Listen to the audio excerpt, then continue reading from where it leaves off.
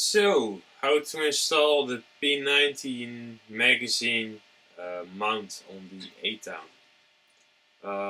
One note I want to say that what I'm going to demonstrate here.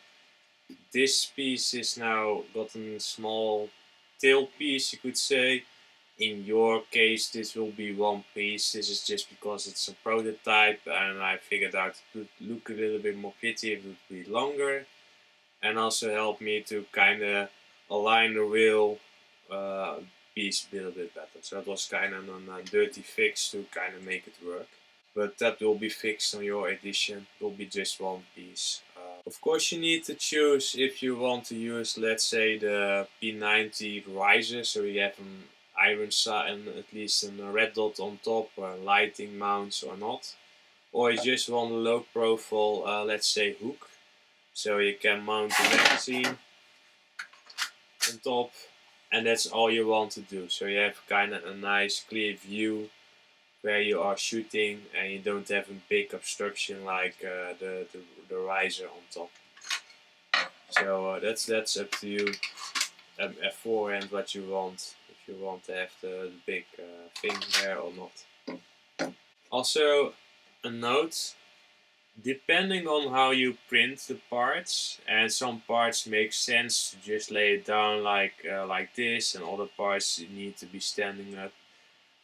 The parts will be sometimes nice and tight fitting on the reel, and some parts will be really loose and wobbly.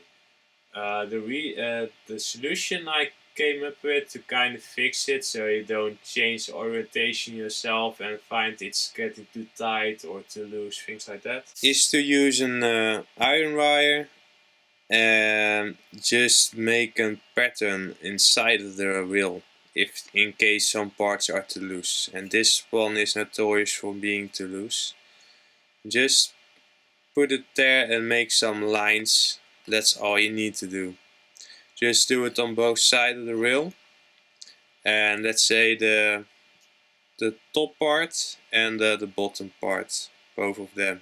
You make some lines, and that's all you need to do to fix that problem. And of course, besides the screws you will use to mount the parts on the reel, that will be noted in the picture what types you need to use, is this, of course, the locking mechanism. Use some springs and some parts to kind of finish this one. There's also, in this case, a front part to this mount, and you need to bolt this from the other side to this part so it becomes one piece. Also, the notes for what type of bolts you need to use for this one will be in the documentation. It's kind of more clear than me telling it now. The magazine activator is a little screw.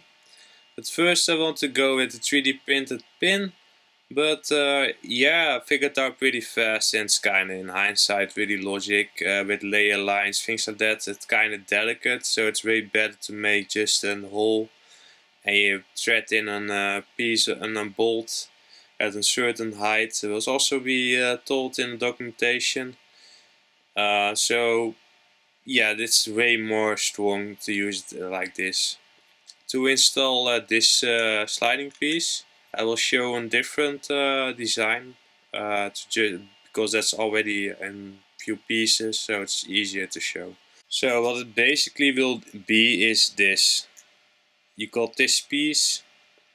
You can remove the supports sometimes more easily by putting some pliers or something like that below there, but that's kind of beside the point.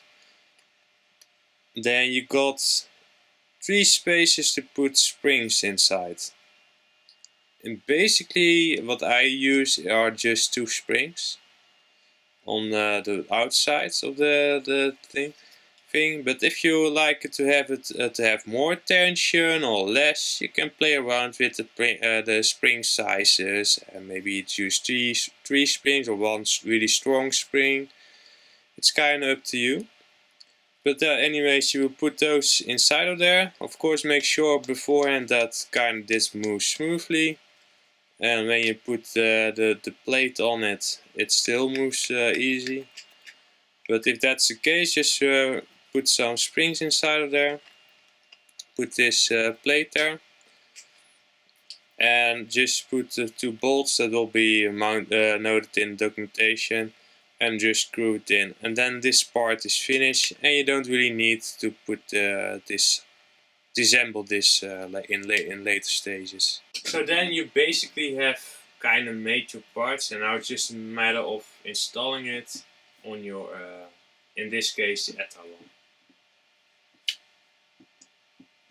In this case, you need to install, let's say, the back part of the mount from the back. This has all to do with the feed neck. The feed neck is wider than the rail, so that's why that's matter. Then you put that on there. You put the other side from the front and put that against it. Then you can use an Allen key. Small one, or in this case how I use it, the big one is also possible. And just install that one. Then you will look like where's the wheel and the hole, is it aligning with each other? When it does, you can put the bolt inside. This step you need to ignore, this is only because I got this prototype, but put this in. In your case, this will be already one piece with this one. Then it aligns and you put the bolt in. Then this part is kind of optional, but I highly recommend it. And you can just slide it on there. And that way you can just, even if you put the magazine in this angle, you can just slide it. Otherwise it will go over the rails and it will kind of go really, not in a smooth motion. So basically you can use it like this and install the bolt right here and use it like that.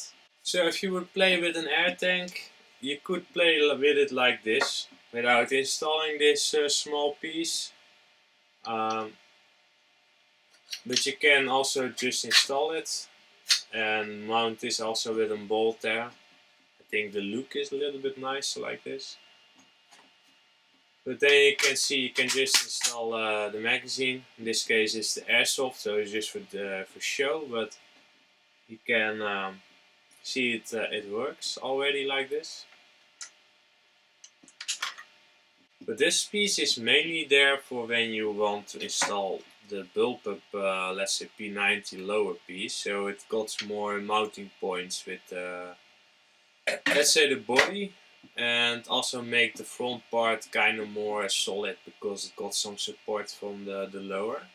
Also, if you would want to play it like this, if you start using this piece on it, it's really getting bulky and ridiculous. So if you want to go with it in this style, I would highly recommend just using the low profile mount, the hook you could say, because then it's less bulky, and especially when it's more forward, it looks otherwise really strange to have it a big piece there over in the front. So in practical terms, if you want to remove the lower grip, the bullpup grip from the ETHA one, and you already have done the basic installation of it, like the trigger and the trigger bar, you can remove it in a big piece like this. I would not recommend transporting it with this exposed. I would highly recommend putting these plates back on there, so it's kind of protected. And that would mean that you don't have to install all the bolts, but just the 2 bolts right here. So this kind of is one piece again. So in that way, this is kind of protected. So if you put it in your bag or something like that, this isn't pushed all the way to the side or up and down and maybe breaks. You know, that's kind of what I want to say with it. So if you have to do some, let's say, maintenance and you need to get by the regulator, it can be nice to know that you don't have to disassemble the entire thing just to exit that part.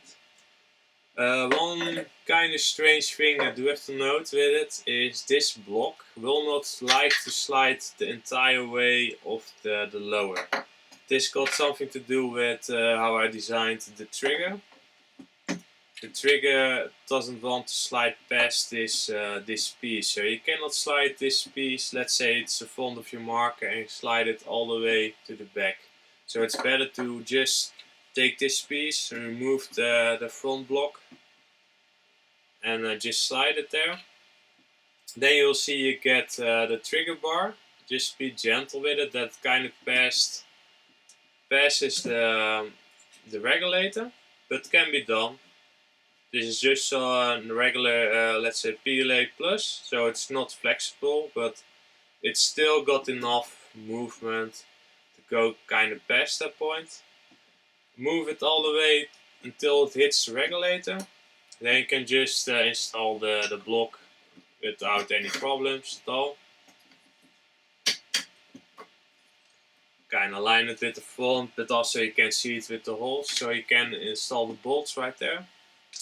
At this point, basically, if you would install the bolts, you can already kind of use it in a way, you could say. I don't know if you really can see it, but of course the plates will make it look better, but also support that it kind of goes in the right direction.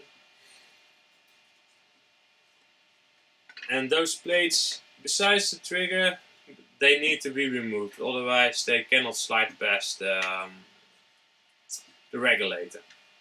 But you can just, it doesn't really matter what side you put on first, but just place the plates on, then use the let's say that's the left side. The left side to install the bolts, the first two bolts, the bigger ones.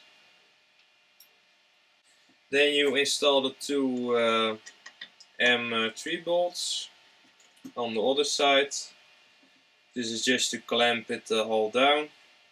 And of course install the butt plates. It's better to do it upside down, so this locking tab will be open and needs to stay open when you install this butt plate.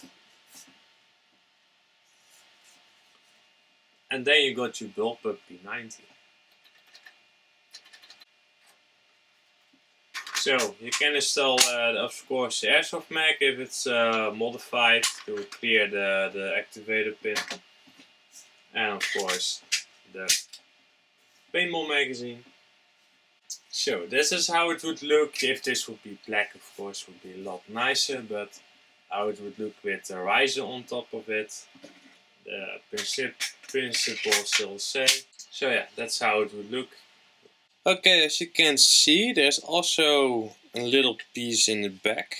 This is a mechanical safety that I designed to, in case you want, let's say, move through a window or something like that, and you don't want this thing to accidentally fire. You can just fast change this to safe. Otherwise, you really need to go in the menu and turn it off, and of course then you cannot turn it fast on and be back in action. So how the safety works is at this moment when if you can see it clear, there is a pin in the front. That will mean it's on fire. So you can just move the trigger bar all the way, as you can see.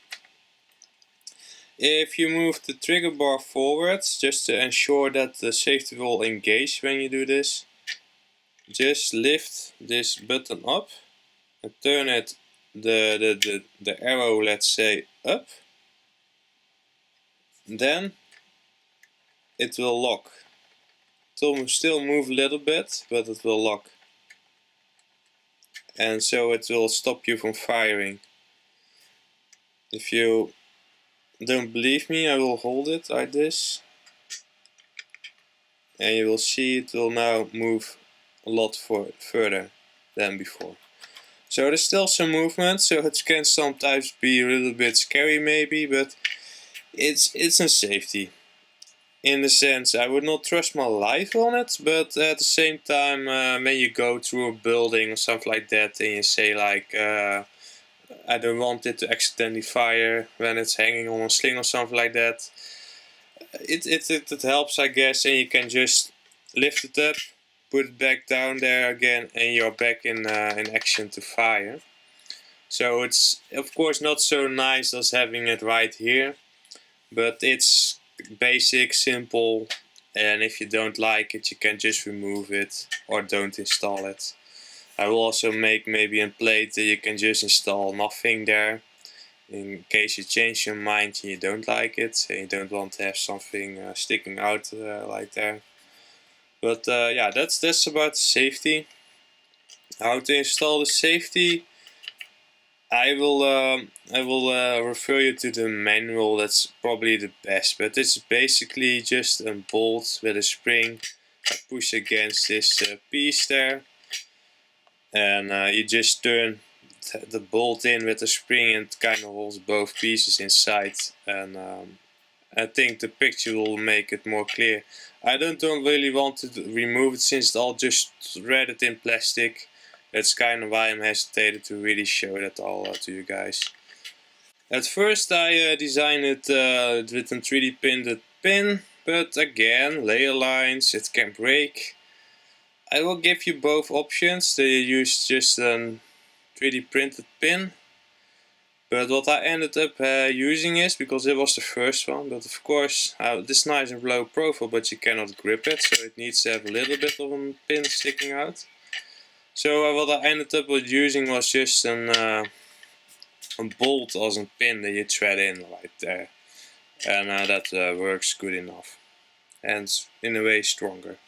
To install the trigger, it's kind of the same story. I'm not in the mood to really disassemble this, so I will pick up the prototype model to show it.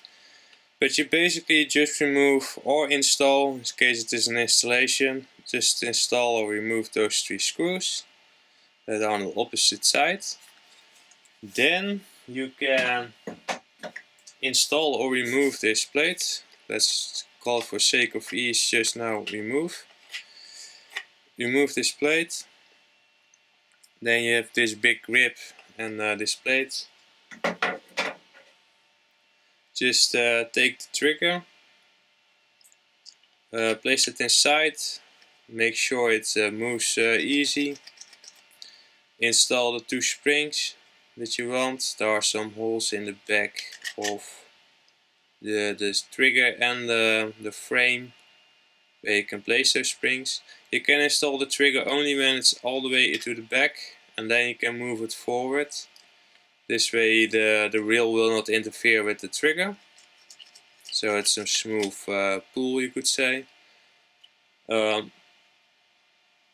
Then to install later the rear trigger bar, you will use a bolt and bolt it right through this piece. In this case it doesn't have a hole in there, but you will get the point. And you can thread it all the way through there and thread it inside of this plastic bar. Then it becomes one piece. At first I had the idea to also have a spring at the back of this bar to help assist it pull it back, but since it is now one piece with the trigger already in the front and it got 2 springs, it's enough to pull this entire system forward. In case you don't, then you can place a spring there. It's a little bit tricky to put it there, but it can be done. I forgot to mention that, otherwise I would show it right when I was opening the plate, but I don't think you will need it since I don't need it myself. So long you make sure that the parts are moving are smooth, so there's not friction in there, I don't see any reason why you would need to put the spring there. It makes only the installation where you need to remove it for transport, something like that, harder. So I would recommend to not do that and just keep it simple.